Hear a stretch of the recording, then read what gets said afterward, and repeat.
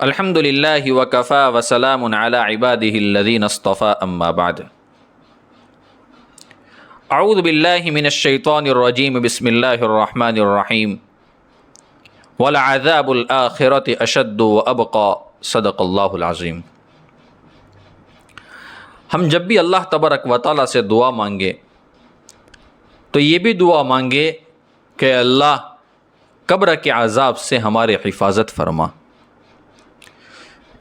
چونکہ ہم سب نے مرنا ہے، مرنے کے بعد قبر میں جانا ہے، اور قبر میں ہمارے ساتھ وہی معاملہ کیا جائے گا جو ہم نے دنیا کے اندر اعمال کیے ہوں گے۔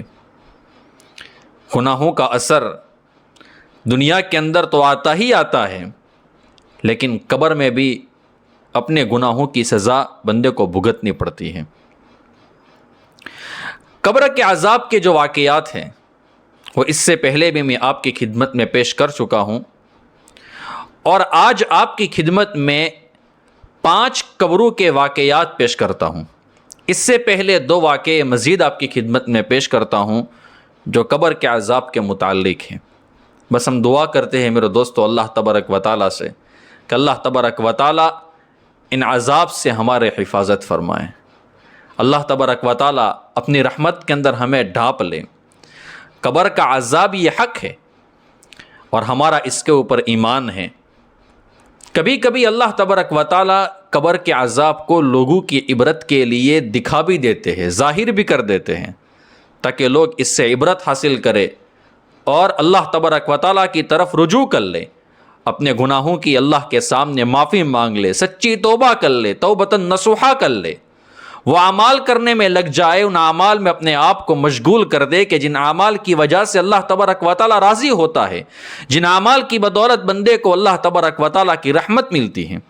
اللہ تبارک و تعالیٰ کبھی کبھار اس وجہ سے بھی قبر کے عذاب کو لوگوں کے سامنے ظاہر کر دیتے ہیں۔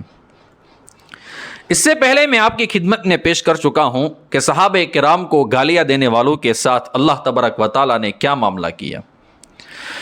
ایک بزرگ فرماتے ہیں کہ کوفہ میں ایک شخص تھا جو میتوں کے لیے کفن کے جو کپڑے ہوتے ہیں وہ دیا کرتا تھا۔ ایک دفعہ ایک شخص کا انتقال ہوا، جب اس کو اطلاع ملی تو یہ شخص اس میت کے پاس پہنچا اور اس کو کپڑے سے ڈھانک دیا گیا تھا۔ اس نے سانس لی اور اپنے چہرے سے کپڑے ہٹا کر وہ کہنے لگا کہ ان لوگوں نے مجھے دھوکہ دیا ہے، مجھے ہلاک کر دیا ہے۔ وہ مردہ یوں کہتا ہے، یہ جہنم ہے، ہائے افسوس ان لوگوں نے مجھے ہلاک کر دیا، میرے لیے جہنم ہے۔ ہم نے اس کو کہا، وہ بندہ یوں کہتا ہے جو اس کے پاس پہنچا تھا، اس نے کہا کہ تم کلمہ پڑھو، لا الہ الا اللہ کہو۔ اس نے کہا کہ میں نہیں کہہ سکتا۔ کسی نے پوچھا کہ کیوں نہیں کہہ سکتے؟ اس نے کہا کہ میں دنیا کے اندر ابو بکر اور عمر کو گالیاں دیا کرتا تھا، اس وجہ سے میں اپنی زبان سے کلمہ نہیں پڑھ سکتا ہوں۔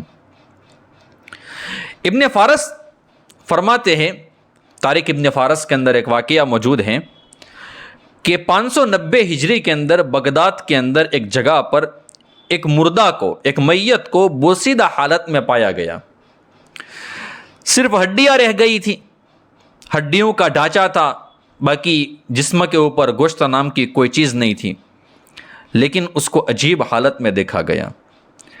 اس کے دونوں ہاتھ اور دونوں پاؤں کے اندر لوہے کے پتھر تھے۔ ایک تو پتھر جو ہم دنیا کے اندر دیکھتے ہیں، اور ایک ہے کہ لوہے کے پتھر۔ اور پھر دیکھنے والے نے کہا کہ اس کے جسم کے اندر 2 جگہ پر کیلیں ٹھوکی ہوئی تھی، میخیں جسے ہم کہتے ہیں، کیلیں ٹھوکی ہوئی تھی، ایک ناف کے پاس اور ایک پیشانی کے پاس۔ پیشانی کے اندر ایک کیل لگی ہوئی تھی اور دوسری کیل ناف کے نیچے لگی ہوئی تھی۔ اب میرے دوستو، سیلاب آیا اور اس وجہ سے یہ جو باڈی تھی وہ باہر آ گئی اور لوگوں نے اس حالت میں اس کو دیکھا۔ ہم نہیں جانتے ہیں کہ اس کے کس عمل کی وجہ سے اللہ تبارک و تعالیٰ نے اس کو یہ عذاب دیا، کون سے اعمال کی وجہ سے لوہے کے پتھر اس کے دونوں ہاتھ اور دونوں پاؤں کے اندر آئے، اور کون سے گناہوں کی وجہ سے اس کی پیشانی کے اندر کیل ٹھوک دی گئی اور اس کے پیٹ کے اندر کیل ٹھوک دی گئی۔ اب میں اصل واقعہ جو تھا 5 قبروں کا وہ میں آپ کی خدمت میں پیش کرتا ہوں۔ ایک مرتبہ عبد الملک کے پاس ایک نوجوان نہایت غمگین حالت میں آیا، اور جب وہ بہت غمگین تھا، غم اس کے چہرے کے اوپر سے ٹپک رہا تھا، تو عبد الملک نے جب اس کو دیکھا تو اس کو پوچھا کہ یار تو اتنا غمگین کیوں ہے، وجہ کیا ہے، تو نے ایسا کیا دیکھا ہے؟ اس نے کہا کہ 5 قبروں نے مجھے توبہ کرنے کے اوپر آمادہ کیا۔ پھر اس نے ان قبروں کی حالت کو بیان کی۔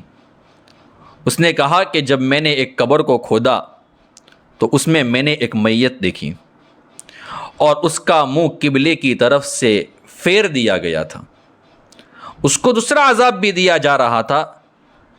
جب میں نے یہ واقعہ دیکھا تو میں ڈر گیا اور وہاں سے لوٹ آیا، تو غیب سے آواز آئی کہ تو اس مردے کو نہیں پوچھتا ہے، اس میت کو تو نہیں پوچھتا ہے کہ کس گناہ کی وجہ سے، کن گناہوں کی وجہ سے تجھے اس عذاب کے اندر مبتلا کیا گیا۔ میں نے جواب دیا کہ یہ بات میں نہیں پوچھ سکتا ہوں، میرے اندر اتنی طاقت نہیں ہے، میں گھبرایا ہوا ہوں۔ چنانچہ غیب سے جو بندہ آواز دے رہا تھا اس نے کہا کہ یہ شخص نماز کو حقیر سمجھتا تھا، اس لیے اس کو یہ عذاب دیا جا رہا ہے۔ آج میں اور آپ نماز کو کس نگاہ سے ہم دیکھتے ہیں؟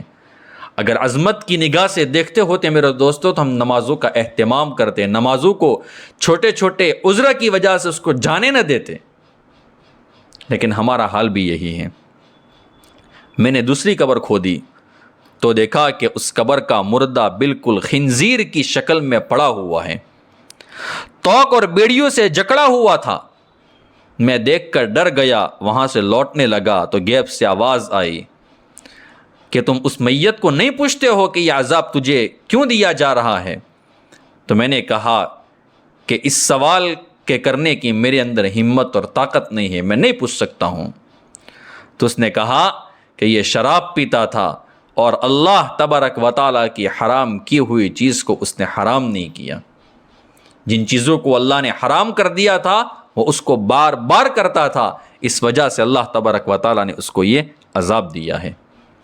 میں نے تیسری قبر کھودی تو دیکھا کہ اس کا مردہ آگ کی میخوں کے اندر بندھا ہوا ہے، آگ کے جو کیل ہوتی ہیں اس سے وہ بندھا ہوا ہے، اور اس کی زبان گدی کی طرف نکلی ہوئی تھی، گردن کا جو پچھلے والا حصہ جو ہوتا ہے اس کی طرف نکلی ہوئی تھی۔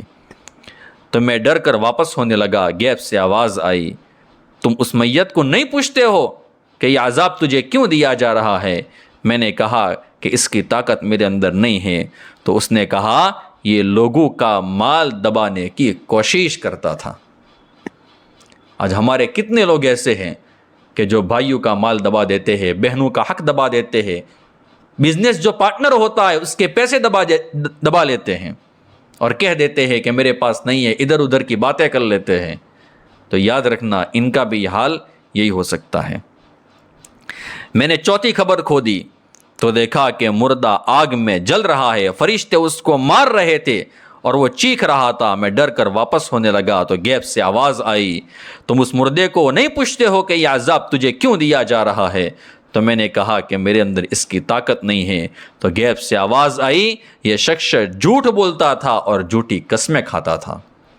میں نے پانچویں خبر کھودی تو دیکھا کہ فرشتے اس مردے کو آگ کے ستون سے مار رہے ہیں اور مردہ خوب چلا رہا ہے۔ میں ڈر کر واپس ہونے لگا تو غیب سے آواز آئی کہ تم اس کو نہیں پوچھتے ہو کہ تجھے یہ عذاب کیوں دیا جا رہا ہے؟ تو میں نے کہا کہ میرے اندر اس کی طاقت نہیں ہے۔ تو غیب سے آواز آئی یہ ایک کھلاڑی تھا جو شطرنج وغیرہ کھیل جو آتے ہیں اس کو کھیلا کرتا تھا، حالانکہ اللہ کے رسول صلی اللہ علیہ وسلم نے منع فرمایا تھا۔ اللہ کے رسول صلی اللہ علیہ وسلم نے اس کھیل کے کھیلنے سے منع فرما دیا ہے، اور شطرنج کے علاوہ جو اس طریقے کے جو دوسرے کھیل آتے ہیں، جوئے کے جو ہڈے ہوتے ہیں وہاں پر جو اس طریقے سے جو کھیل کھیلا جاتا ہے، یاد رکھنا میرے دوستو اگر ہم ان گناہوں کے اندر مبتلا ہیں تو ہمارے ساتھ بھی یہی حال ہوگا۔ ہم سب دعا کرتے اللہ تبارک و تعالیٰ سے کہ اللہ تبارک و تعالیٰ ایسے عذاب سے ہماری اور پوری امت کی پوری حفاظت فرمائے۔ ہم سب سے زیادہ اپنے اعمال کو درست کرنے کی کوشش کریں۔ زندگی بہت مختصر ہے میرے دوستو، بہت مختصر ہے، چلی جائے گی پتہ بھی نہیں چلے گا، اور حشر کے میدان کے اندر کھڑے ہو جائیں گے اور نیک اعمال سے ہمارے ہاتھ خالی ہوں گے۔ اللہ تبارک و تعالی ان سب باتوں پر ہمیں عمل کرنے کی توفیق عطا فرمائے، آمین یا رب العالمین۔ وآخر دعوانا ان الحمد للہ رب العالمین۔